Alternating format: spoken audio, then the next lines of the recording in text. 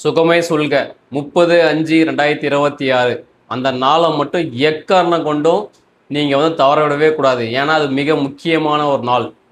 வைகாசி விசாகமும் பௌர்ணமி நாளும் சேர்ந்து வரக்கூடிய ஒரு அற்புதமான சக்தி நிறைந்த ஒரு நாள் தான் வந்து வருகின்ற 30/5/2026 மே மாதம் 30ஆம் தேதி வைகாசி விசாகம் பௌர்ணமி தினமான அன்னைக்கு மிக அற்புதமான ஒரு நாள். ஏன் அப்படின்னா முருகப்பெருமான் அவதரித்த நாள். வைகாசி விசாகம்ன்றதான் வந்து முருகப்பெருமான் வந்து தீப்பொறியாக அவதரிக்கிறாரு. நெருப்பு தத்துவத்தின் அடிப்படையில் வந்து முருகப்பெருமான் நெருப்பு தத்துவத்தை அடிப்படையாக கொண்டவர் தான் வந்து முருகப்பெருமான். அவர் தீப்பொறியிலிருந்து அவதரிக்கிறார். அந்த நாள் வந்து மிக முக்கியமான நாள். அதுலேயும் பௌர்ணமியும் சேர்ந்து வரதுனால வந்து அந்த வைகாசி விசாகமும் பௌர்ணமியும் சேர்ந்து வர்றது வந்து மிக ஒரு அற்புதமான நாள். அது எக்காரணம் கூட நீங்கள் மிஸ் பண்ணிவிடவே கூடாதுங்க.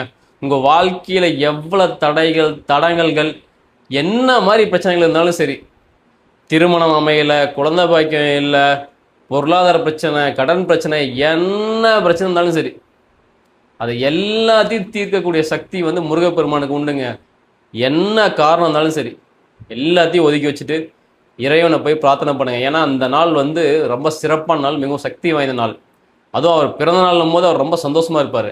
நீங்கள் வந்து அவர்கிட்ட உங்களுடைய கோரிக்கைகளை வந்து வைக்கும்போது அடுத்த வைகாசி விசாகத்துக்குள்ளே உங்களுடைய கோரிக்கைகள், உங்களுடைய நியாயமான வேண்டுதல்கள் அனைத்தையும் அவர் கொடுப்பாருங்க. அவரை மாதிரி ஒரு சக்தி தெய்வம் இந்த உலகத்திலே இல்லை. தமிழர்களுடைய கடவுளான முருகப்பெருமான் ஈசனுக்கே பாடம் சொன்ன சுப்பையன் அவர்.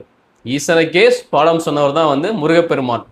இதுலேருந்து என்ன தெரியுது அப்படின்னா, ஈசன் தந்தை அப்படின்னா தந்தைக்கு தந்தையாக இருக்கக்கூடியவர் தான் வந்து முருகப்பெருமான். நம்மளுடைய பாட்டனார் இந்த உலகத்துக்கே ஜெகத்துக்கே தந்தை வந்து சிவபெருமானாக இருந்தாலும் அவருக்கே பாடம் சொல்லி நான் தான் தந்தை அப்படின்னு சொல்லக்கூடிய தாத்தாவா பாட்டனாராக இருக்கக்கூடிய ஒரு தெய்வம் தான் வந்து முருகப்பெருமான். அழகிய வடிவம் கொண்டவர்.